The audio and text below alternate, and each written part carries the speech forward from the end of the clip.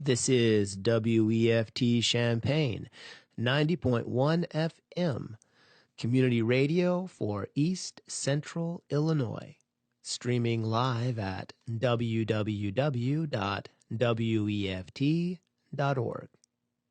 The views and opinions expressed here are those of the speakers and do not necessarily represent those of WFT, its board of directors, associates, its station manager, or Prairie Air Incorporated. The following program was pre-recorded and consists of two parts. The first part was recorded in 2011.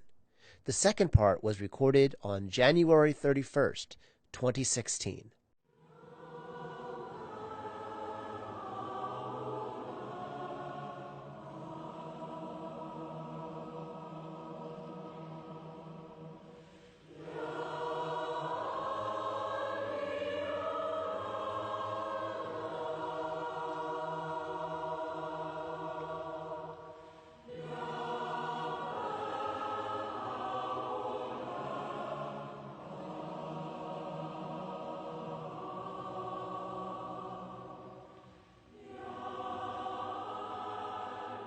Welcome to Weekend Heartbeat. I'm Sean David, and this is a new lamp.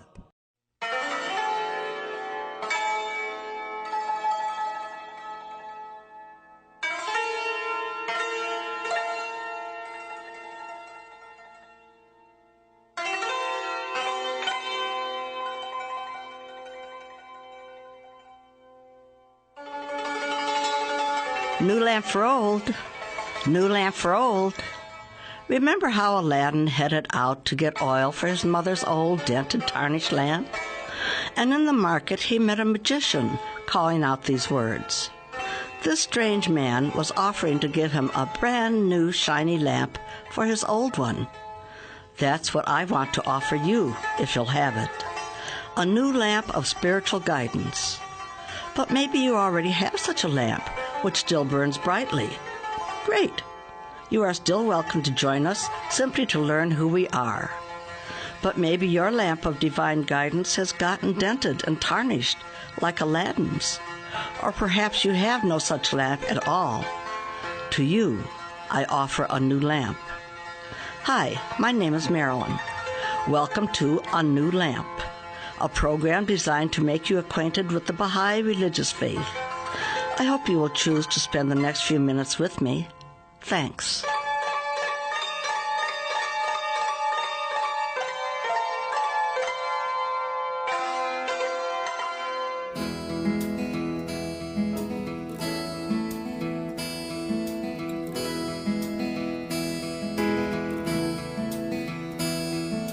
Life, so they say, is but a game and they let it slip away.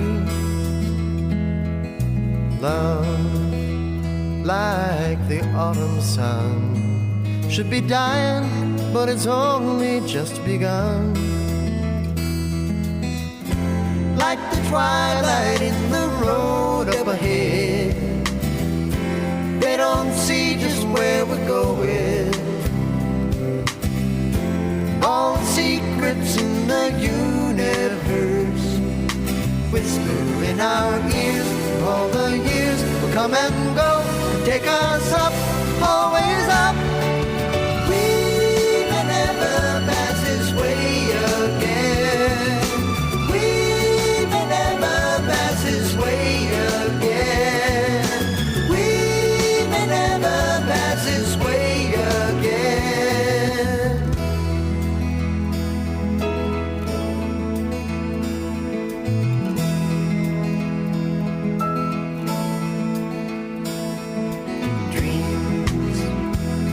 They say for the fools and they let them drift away.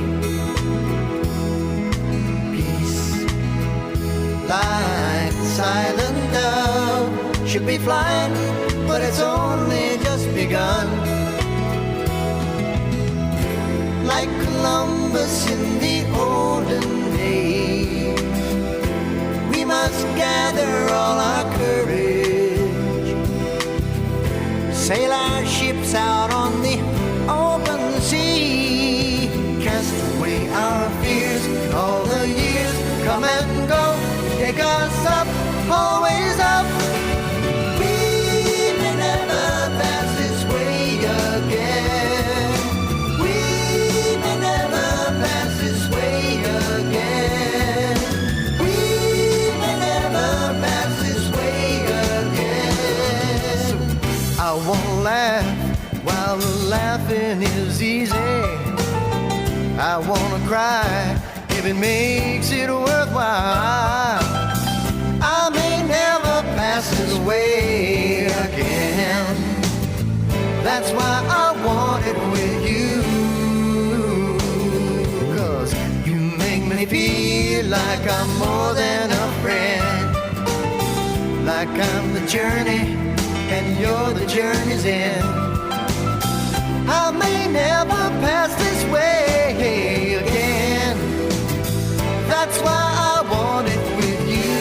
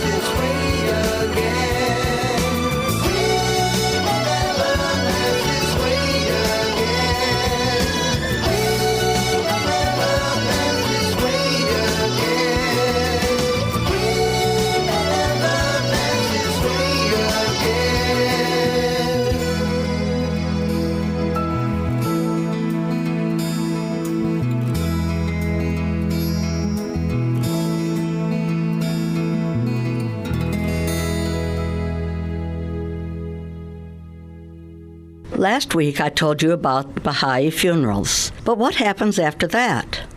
Are we simply dead and that's that? Or is there a hereafter? Yes, we believe in a hereafter, which we refer to as the Apa Kingdom, or All-Glorious Kingdom. Heaven and hell, these are only symbols of the condition of the soul. Actually, we can experience both in our earthly existence. The nearer we are to God, as we diligently search for His truth, the more like paradise even this dismal world can seem. The person who separates himself from God is likely to be the one to say, "My life is hell." Hell is life away from God. So as we leave this earth, we will either rejoice for the joys that are beyond description, or will wail and bemoan lost opportunities as we find ourselves at a far distance from our Creator. Our souls come from God and return unto Him. Our soul's journey begins at the physical conception of our bodies. As the time in the womb is a time of being equipped for the outer world, so is this short span of our physical lives a time for spiritual preparation for the eternal life in the spiritual world, which in our current state is beyond our comprehension just as it was in the womb. The trials of life are what bring spiritual growth. That is why bad things happen to good people. The lessons best learned are those that require struggle. Life ain't no bowl of cherries for any of us, sweetheart.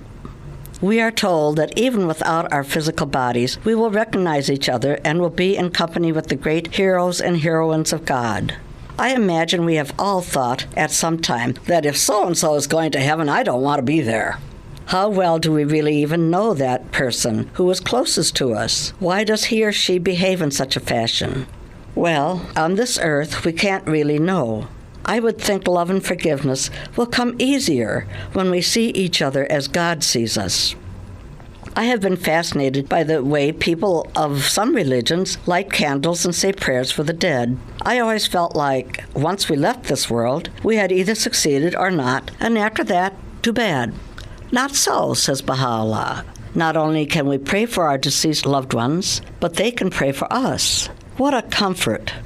Why should we do that? Because the soul's journey continues through eternity so that we draw closer to God. Can we reach God? No, the great being is unapproachable even to His chosen manifestations. There is a point at which God says, "This far and no further." After my little 5-year-old daughter died many years ago, I dreamed she was playing in a garden. She had no desire to return to earth. What a beautiful symbolic gift this was to me. Though our main goal should always be nearness to God, yet what a wonder to think I will know my little one again. The short obligatory prayer says this: I bear witness, thou hast created me to know thee and to worship thee. For this were we born.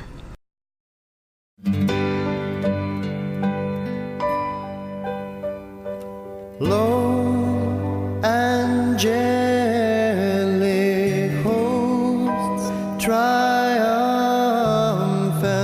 now surround on every side, and in heavenly strains are spreading peace and love that will abide. Hark the heavenly concourse singing joyous praises to their King.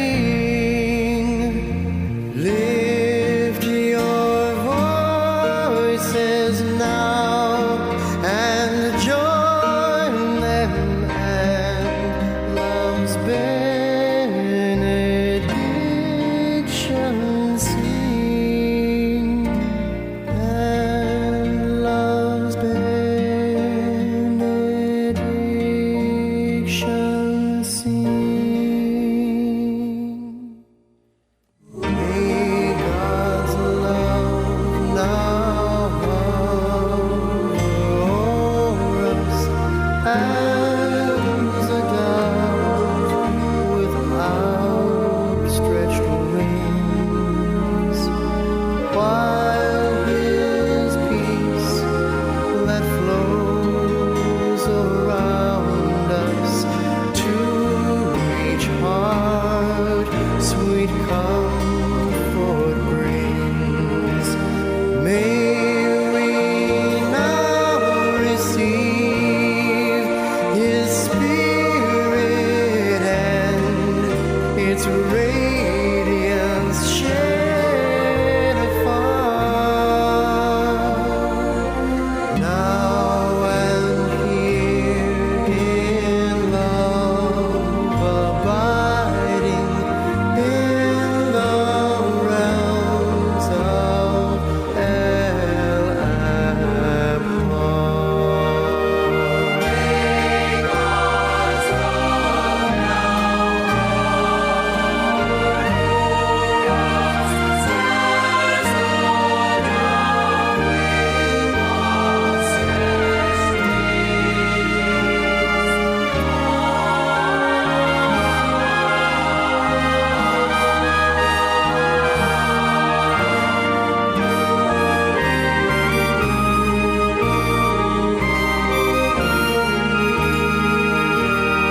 May we now receive His Spirit and its radiance shed afar,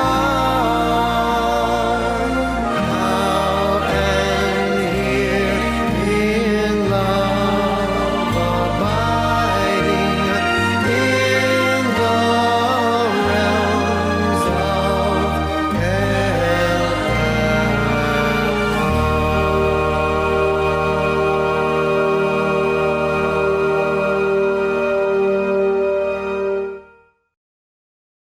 And now, concerning thy question regarding the soul of man and its survival after death. Know thou of a truth that the soul, after its separation from the body, will continue to progress until it attaineth the presence of God, in a state and condition which neither the revolution of ages and centuries, nor the changes and chances of this world can alter. It will endure as long as the kingdom of God, His sovereignty, His dominions, and power will endure. It will manifest the signs of God and His attributes, and will reveal His loving kindness and bounty. Baha'u'llah.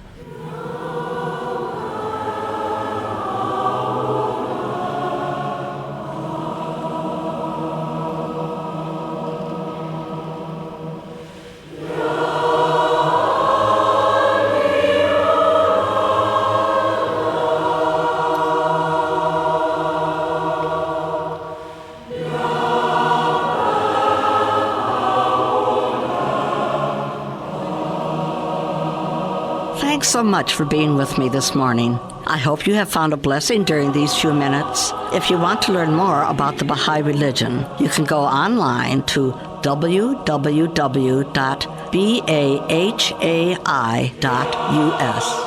To contact me, my email address is anewlamp@yahoo.com. Thanks, and have a great day.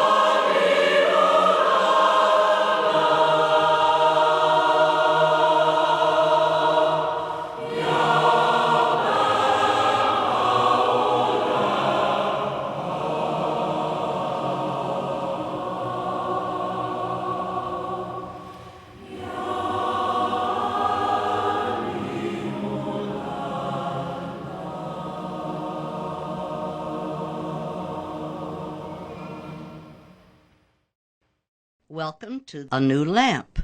And our guests for today are Renee and Halim Beer.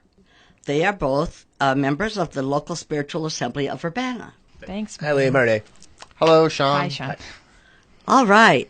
Well, we're looking forward to this very much. What we usually do, first of all, is we'd like our listeners to know a little bit about who you are. Would you like to start, Renee? Sure. I'm originally from Ohio.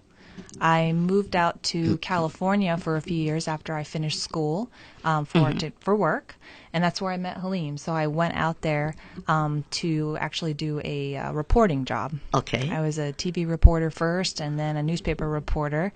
Wow. Yeah. So, and then quite a big change because now I'm an IT project manager. So I've already done a couple different things. But anyhow, that's Halim's hometown in California. Yep. Oh, And okay. so he was there finishing up school, and that's how we met. And we lived out there. I lived out there for 3 years before we came here when he started school. What town was it, did you say, that you were Northern in California? Way Northern California is. Some people think San Francisco is Northern California, but for myself and those from my hometown, we think that's kind of funny because San Francisco is more Central California. Northern California, Eureka is on the coast in Humboldt County in the middle of the redwood forests. Really? So, yeah, it's a beautiful area. Ooh. Very far north. Yeah, like an hour south of Oregon. Yeah. So we've been here about 7 years, and we came here for Halim to start his graduate studies. Mm-hmm. And we've been here ever since.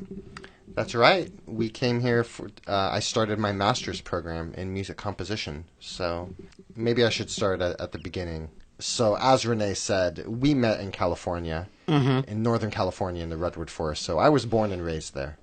And I was born a Baha'i, so I've been a Baha'i my whole life. I went to various schools. My sister moved to Spain, so there were a few summers where I lived in Spain over the summer. I taught English in Prague for a small spell. But I had gone back to California to finish my undergraduate studies in violin performance and music composition, and that's when I met Renee. And when I finished my undergrad, that's when I applied, and then I came here and I did my master's and my doctorate here. And you plan to stay? Yeah, I think we do like it here. Great. Yeah. Now, you were saying about you've done a lot of media work. Mm-hmm. Was that what you went to school for? Was that your schooling? Yeah, I studied communication with an emphasis on broadcasting and also Spanish. So that was what I thought I wanted to do. And to be honest, I really enjoyed it. TV was really fun to make. It just wasn't something I wanted to do long term because the lifestyle is quite difficult Yes. for people who want to have a family. I enjoyed my stint in broadcasting. Yes. And I bet it was fun. It was very fun. It was great I really loved really connecting with the community, knowing all the local business owners, politicians. I mean, everybody in the community who was really active, you really got to know. Anybody who was anybody, you knew them. Yeah, exactly. I joke with Halim about how I knew his hometown actually better than he did because I just knew so many people, and I really got to know it well in that short time I lived there. Mm-hmm. Yeah, it was absolutely true. She knew my hometown better than I did. I stayed home and tried and practiced my violin. Okay. Okay, now you've mentioned your children. Let's hear a little bit more about your children. Yeah, so we have 2 kids. Our daughter, Roya, she turned 4 in December. And our son is about 20, 21 months. He'll be 2 in May. 2 in May, So okay. they're really fun ages. You know, they're lots of work and lots of fun at the same time. Yes. Well, I was a stay-at-home mom, which was typical in my generation, as was my mother.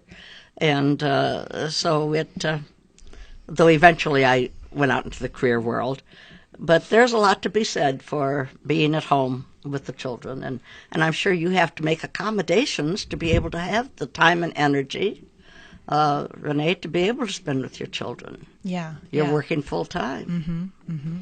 Yeah, I think we've come to that conclusion. I don't think before we had kids or when we were brand new parents, we really realized how much we value that time with our kids, you know, and how we really like that we've always had them only in part-time care, or now Right. Helene being home with them all the time. We just really find that that's important. I don't know that we thought that before we actually had them. Somebody else isn't raising them. Right. Yeah. So that works for us. And I know for everybody, there's different situations and different things work for different families. But I think that's the conclusion we've come to is we're Sure. really fortunate and really happy to have Helene at home. It's really interesting because before we spoke about it and consulted about this, it was intellectual, it was theoretical. Oh, well, maybe they can be in daycare, but it helps with her finances, or part-time daycare. Well, once they are actually in part-time daycare, they were in 3 days a week. It blew our minds on a day when they went to daycare. I felt like half of their lives were suddenly hidden away from us. And that's really difficult. What's happening during that time? You ask the teachers, how did they do? And they say, oh, she had a good day. Great, thanks. Like, I have no idea what her life is like. Right. Yeah. And during those very early years, it's the most important. And It really is. This is what they learn now is what's going to stay with them all their life. Yeah, and the whole experience of being a parent is very humbling, and it's an incredible learning experience like none other. And I say incredible to also mean frustrating and and joyful and exciting, and all of these things, but they're definitely very difficult aspects. But I think lots of people understand how sometimes those difficult things in life can be the most rewarding. Right. They could be the things that induce the most growth. And I think parenthood very clearly falls in that category. We kind of joke about like, well, as parents, you know, there's a lot of suffering that comes with it. So what an opportunity for growth, right? Like what Right. an opportunity that other people maybe who don't have children that maybe they don't have is that Yeah, that opportunity. So it's good sometimes to remember that. Right. when you're, Absolutely. It's a teaching experience that you cannot teach somebody who hasn't been there. Exactly. Yeah. It is a challenge as a new parent. And in the context of the Baha'i writings and the Baha'i teachings, and frankly, all the religious traditions, you look at Buddhism, you need to be selfless. It's about giving up your selfish desires and to acquire virtues and to manifest virtues. And in the Baha'i writings, over and over, you find be selfless, give up these limited selfish viewpoints that we have, and be world embracing and embrace with love humanity and the interests of the world. And it's difficult. That's a difficult growth process. It's something that we all struggle with.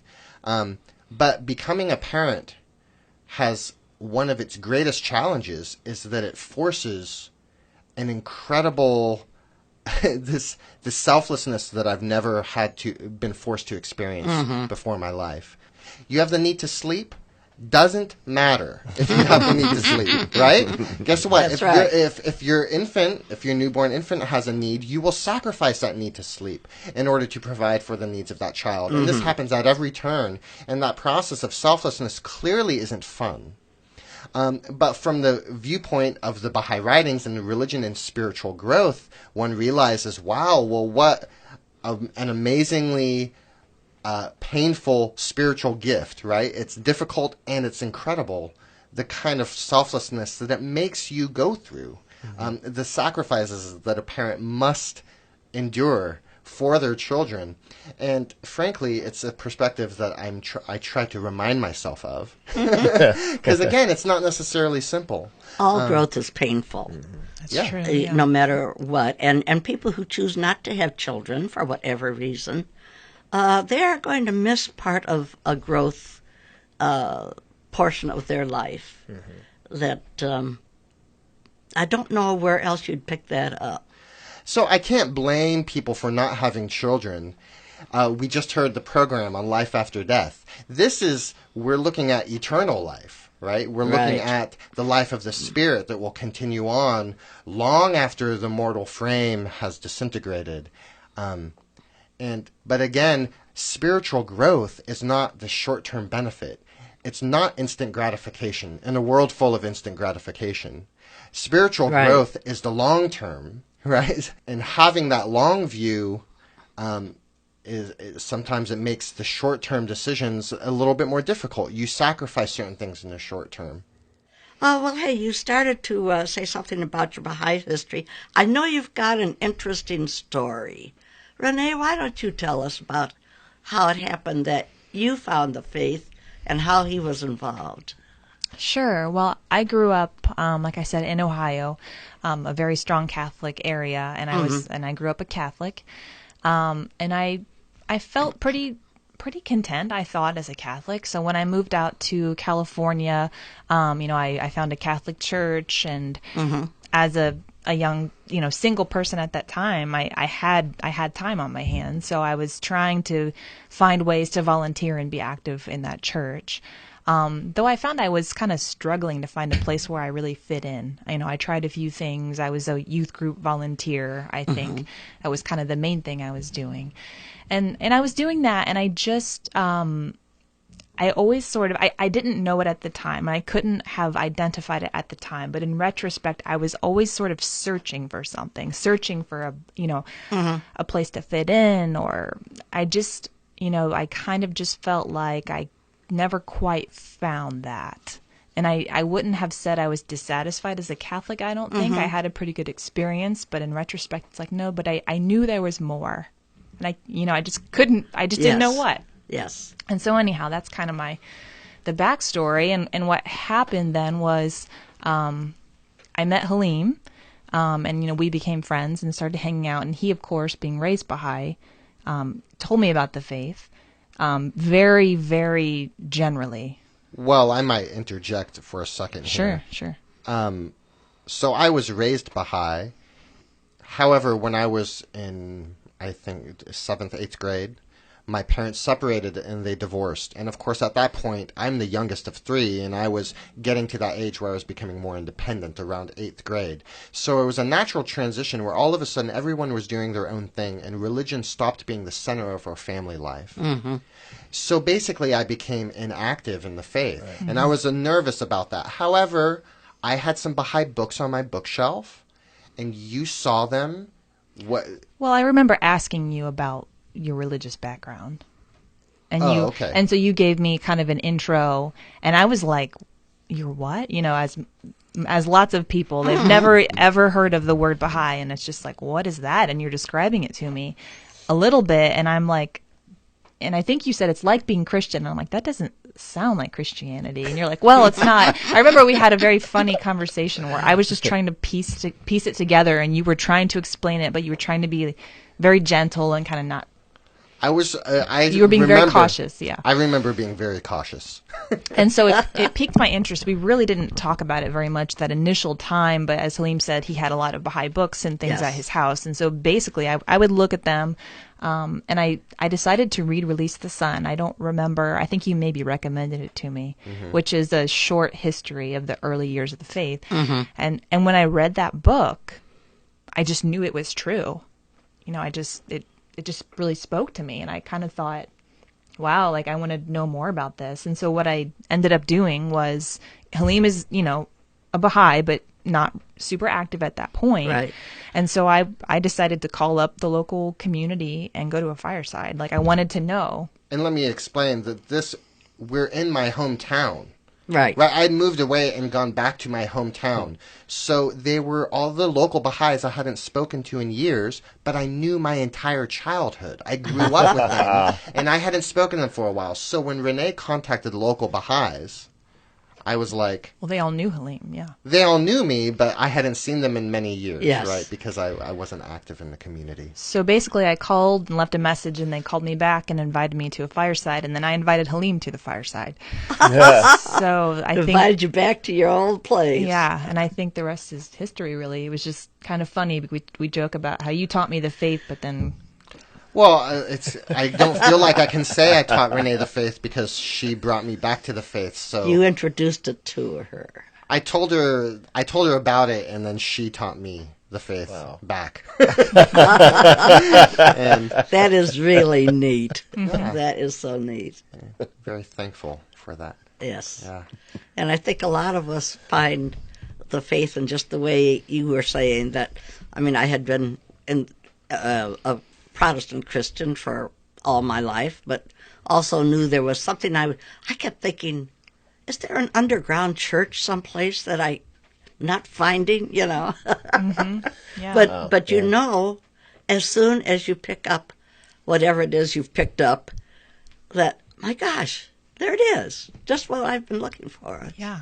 It's a wonderful thing. And I think, like most or many Baha'is who were Christians before, of whatever denomination, it's such it's so exciting. It's so exciting to find the faith, and all of these pieces just fall into place as far as progressive revelation, and recognizing all the manifestations of God from the other religions, and Baha'u'llah's word being the revelation for today, and unity, the message for today. It just made perfect sense, and I felt so much closer to Christ than I think I ever did as a Christian. I've heard other people say that, and I felt that too. He suddenly had more meaning. Yes. It's one thing to believe, it's another thing to feel, to experience. Yeah, absolutely. And yes, finding Baha'u'llah, just all of a sudden you've found Christ also. It's a strange thing. And a joy. Oh, absolutely. A real joy. Now, let's see. We've heard about some of the things you have done. And Halim, your place of expertise is music. Yeah. So I've played violin for much of my life, but when I studied music in college, and even before I entered college, but when I started studying, it was clear I wanted to study composition. I still played violin. I picked it up once in a while, but really I studied composition, and that's what I enjoy. I compose. I love music theory. This shocks some people sometimes to know that I actually like the music theory. I do actually love it. Genuinely. He is into music. Yes. Without irony, I like music theory. And it's interesting because, new music, or it's a very general term, but the kind of composition you study in the academia, in college, when you're studying composition, they're very eager to expand the ears of their composers. So you end up getting lots of music that can sound very strange and very alienating to some people. I've heard it described as plinky plonky by some, which is a rather hilarious description. Very abstract. Sometimes I've heard it described as unlistenable, right? As music that's not meant to be listened to, but to be studied. But there is a lot of new music that is very engaging and really is very gripping, but is still trying to break some sort of barriers and to not simply dwell in this traditional world of what is popular music, right? Or even the Mozart or Beethoven sound. And as a Baha'i, where it says that music can be a stepladder for the soul. Yes. The music can help lift us up. I don't think it's at odds with the academia, but it can be difficult, right? Where as a composer, I've always wanted to find music that can be uplifting and can really be a support for the spirit. But in the academia, it's very much an intellectual exercise. Yes. So as a Baha'i and being in composition, I mean, I still learned the things that they encouraged me to learn, and I still studied these systems of composition, and frankly, I found them incredibly interesting. But as far as finding my own voice, it's always been a struggle, because I've never been satisfied with just having some mathematical system that's really intellectually stimulating, but doesn't necessarily speak to the heart. Right. So as I've been composing, it's been a struggle for me to find ways that I can put that into my composition and yet still be successful academically. Shall we listen to an example? That would be great. What have you got for us today, Halim? Yes. I think we can listen to a section of a piece that I wrote called The Fowler. Mm-hmm. And this was one of the first major compositions where I really made an attempt to embed my Baha'i faith somehow into the music. Now, how one does that, there's a lot of liberty. Well, in this case, it was a piece I wrote for that was in memory of a friend of mine who committed suicide. I knew him in high school. It was shortly after we had graduated high school that he committed suicide. Oh. And at the time, I had written some simple melodies on the piano. Frankly, all of those things that I'd written at that time, I'm embarrassed about. But anyway, when I wrote them, they were my best attempts. Mm-hmm. And they were pretty simple, but I thought that they were pretty, and I showed them to lots of my friends. And this friend of mine, I showed these melodies to him, and he was always very supportive and actually would engage and talk to me about those melodies more so than almost anyone else, and actually would point out certain moments that were his favorite moments. Really? And so when I wrote this piece, I actually took those simple ideas and I completely recast them. And it was written for basically a small orchestra. It's like a small orchestra. They call it a chamber orchestra. It was performed by the Illinois Modern Ensemble, and I called it The Fowler. It comes from the Baha'i writings, and there's a hidden word that says, "O children of negligence, set not your affections on mortal sovereignty, and rejoice not therein. Ye are even as the unwary bird that with full confidence warbleth upon the bough, till of a sudden the fowler death throws it upon the dust, and the melody, the form, and the color are gone, leaving not a trace." And as this was about the death and the suicide of my friend, yes, the fowler represents death, and the fowler casting the bird on the dust. And so in the piece, it happens in other pieces, there's this long tradition of using names and letters and translating them into musical pitches. It's something I do almost in every piece I compose. And this is one of the first times I did it. So throughout this piece, over and over again, I've used this motive of Baha, or Baha'u'llah. And I've translated that name into pitches and I've embedded it in. So the Fowler comes from the writings of Baha'u'llah. It's about the death of my friend. And the name of Baha'u'llah is embedded in this piece. And I think I can play a short excerpt. The piece is very long. It's about a 20-minute piece, but I only have about a 3-minute excerpt. Glad to hear it.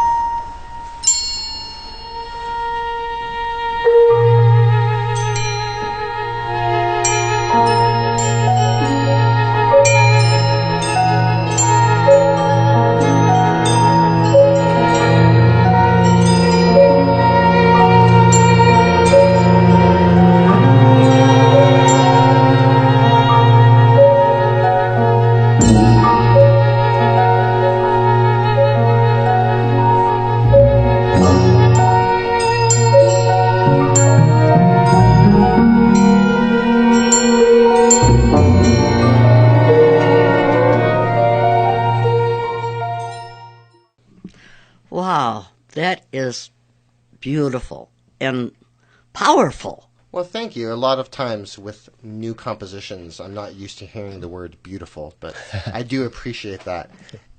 In my years, it's music that has always been what has brought me closest to God. And to have a some sort of a program without music is like somebody left out the soul. It's just that's Like a program, like a devotional program, or pray, right? Without that musical yeah. aspect, this is something where I'm, as a composer, I know other musicians. There's Baha'i music, and there's all sorts. There's the Baha'i faith is unity and diversity, Right. And the diversity of the flowers in the garden gives it its beauty and charm. And we likewise have diversity in our expression of artistic values and in our styles of music, and it just enhances the beauty of humanity to show that, I'm not writing as many folk songs, but so I'll try to write some engaging orchestral music. Right. Maybe. That is great. That's the best way to learn the writings, or to learn anything you want to actually memorize. Have it in music. It's so easy to memorize. That's something that we've really been trying to do with our kids, Yes. I think one thing, Halim has an incredible memory. You have so many quotes and so much of the writings memorized from your exposure as a child, because your dad was a very good teacher, and your dad was interested in memorizing that and really taught that to you. To this day, it still impresses me how much you really remember and how much you really know. So we're trying that. Hopefully we'll succeed at getting Roya and Darius to learn some of the writings. Yes. And music is a great avenue to do that, because it just sticks with you. Absolutely. When it's in a song. And sometimes I find I'm even reading something, and then all of a sudden, oh, actually I know that part set to music, and I kind of hear it play in my head. But it's effective. We want them to recite prayers, but we also will do a prayer set to music and a quote set to music. Oh, that's nice. Yeah. Those will stay with them all their days. Well, we hope. And Renee's been very good at doing research and finding these children's lessons that have quotes in some music, and many of the songs are original, but it's fantastic just having some quote and a prayer set to song, and you go over the song and you have it memorized so quickly. It's amazing. I take some of these songs that Renee's found, but I'll find other songs, and I just find children's books, and I try to choose a virtue. And the idea is you have songs and some stories, but you just choose a virtue: kindness, generosity. But I'm actually careful to try not to put too many things about even God in it. Of course, I'm fine with it. But there are other parents who maybe they aren't part of a religion. Maybe they're a little more suspicious. But all of them appreciate when we have a children's class and we sing songs about helpfulness. Yes. And we read stories about being helpful. And then we have a little craft about being helpful. And in fact, if any of our listeners are interested, I would say email. What is it? A New Lamp? Is that the email address? Yeah, a new lamp at yahoo.com. So, what other music have you got that you can let us hear today? I think a good example will be a piece I wrote for my daughter. So my daughter's named Roya. So I called the piece Roya. And it was inspired by just the experience of becoming a father. It was performed by an ensemble called Oni Suono. It's French, so I'm probably butchering the pronunciation. O-G-N-I is Oni, and Suono is S-U-O-N-O. They have a website, and they're absolutely phenomenal performers. And they perform almost exclusively newly composed pieces. They commission pieces from composers. So you can imagine most of the pieces they play are incredibly different. If you go to their website, you'll hear lots of examples. Well, I wrote them a piece that's very delicate. And I was afraid, actually, that they might not have liked it. Well, it turns out that they've done an amazing job. They've played it all over the United States multiple times. They premiered it in Europe. Really? They've taken it on tour like 2 or 3 times in Europe. They told me, though, it's a great piece in their to have in their repertoire specifically because it gives contrast. That they can Yes. program it with other things and they show a range of different compositions. So thankfully they found use for it. And I could speak a long time about the piece. I won't, other than I actually used computer algorithms to generate music that I then actually changed by hand, and it doesn't sound like it was computer generated in any way. This tries to walk this line between being very delicate and kind of pretty in a traditional way, but there are lots of kind of mathematical games that I play in the music that are inspired by much of my composition training. Okay. It's about an 8-minute piece. Again, the excerpt I have is much shorter. It's about 4 minutes.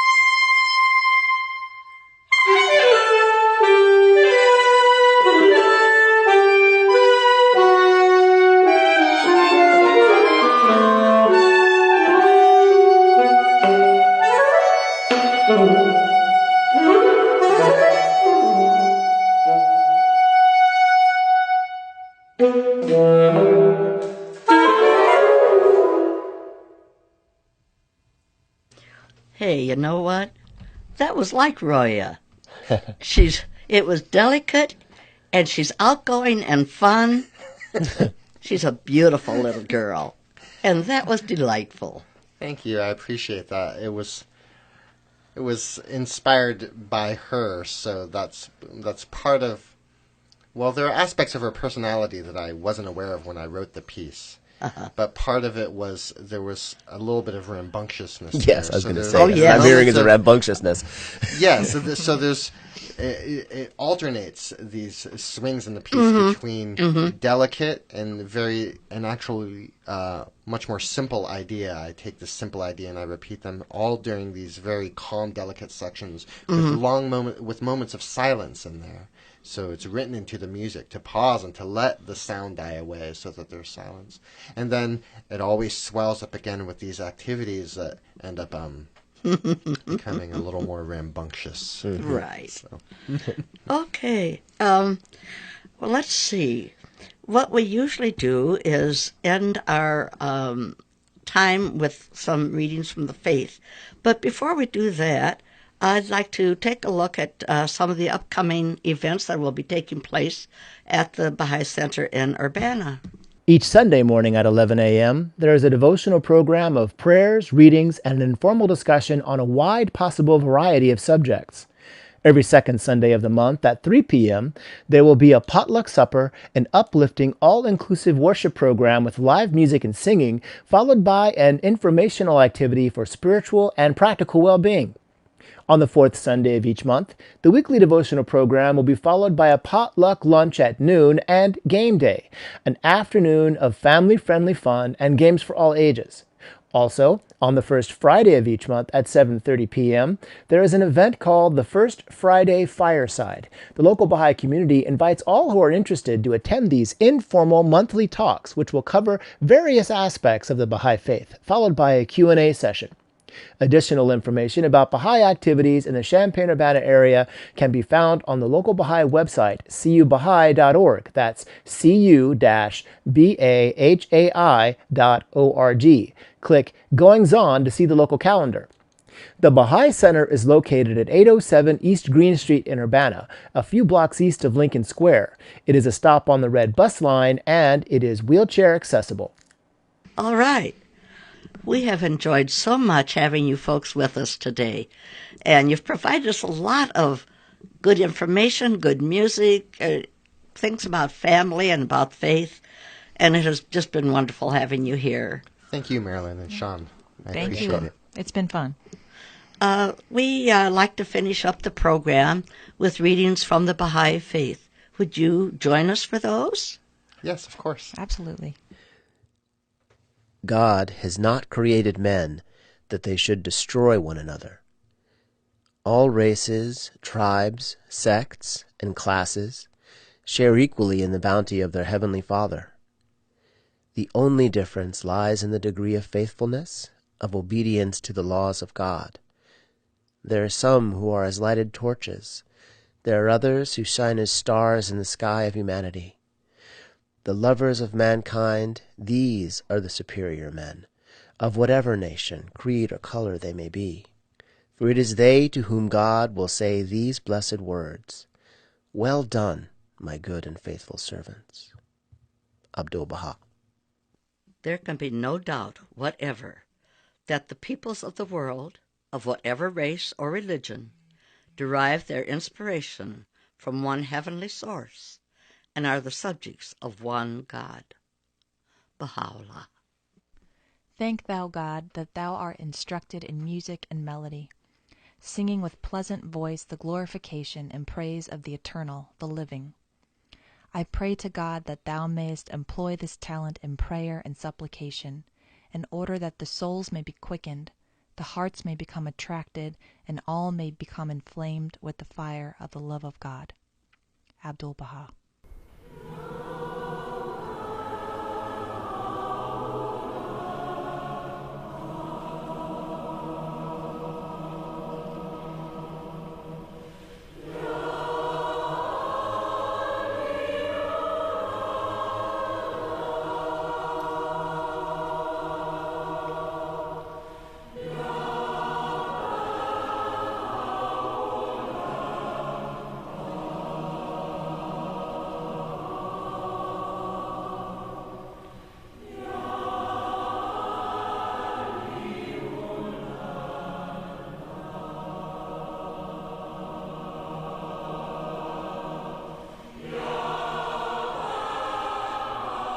To find out more about Baha'i events taking place in Champaign-Urbana, or if you'd like to listen to previous New Lamp programs, you can go online to www.cu-bahai.org. Or if you would like to learn more about the Baha'i national and international community, go to www.bahai.us.